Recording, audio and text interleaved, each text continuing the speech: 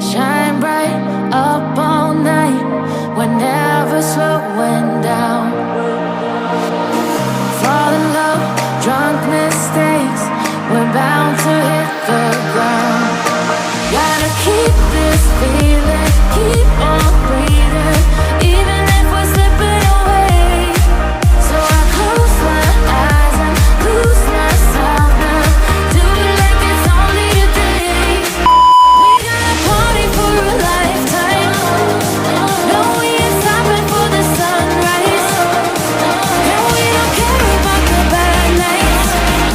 And for a second I can feel. Okay, story time. We have had the absolute worst time flying with United. Yes. Let's go. We are making this video to basically give United the opportunity to respond. United, I've worn the same clothes for 48 hours. We'll get to that. So our story begins at the Dublin airport. We get there at 6 in the morning, 3 hours before our flight, and we have been on tour for 10 days in the UK. We've been performing and we are totally exhausted and we are very excited to go home. So home for us is LA, and at first when we check in Dublin, we noticed our bag tags didn't say that they were going all the way to LA. They say that they're going to New York.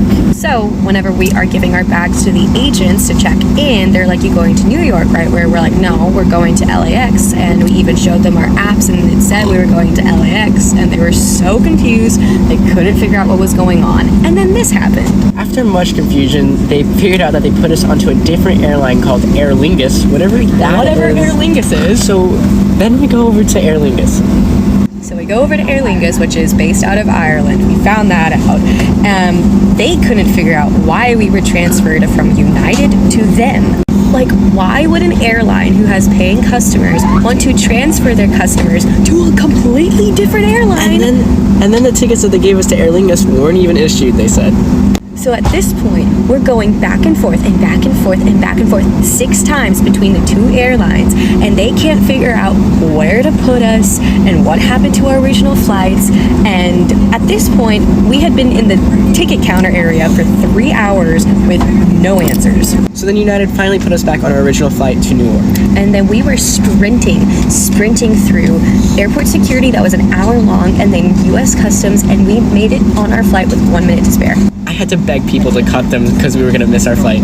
So then we landed in New York and we tried to get on our flight to LAX, but then they overbooked our flight and we couldn't get on the flight anymore, and we had seats 56D and E and they wouldn't give them to us. So what I don't understand is you pay for tickets on an airplane, and you have seat assignments, and then all of a sudden you don't have seats anymore, you're booted off the flight, and then you're put on standby for 2 flights and can't even get on those, and United had to put us into a hotel and we had to fly out the next day. Like, here's the fun part. It is currently the following day. We are on the flight that they put us on to get back to LAX, and we have to pull back into the gate due to a water leak.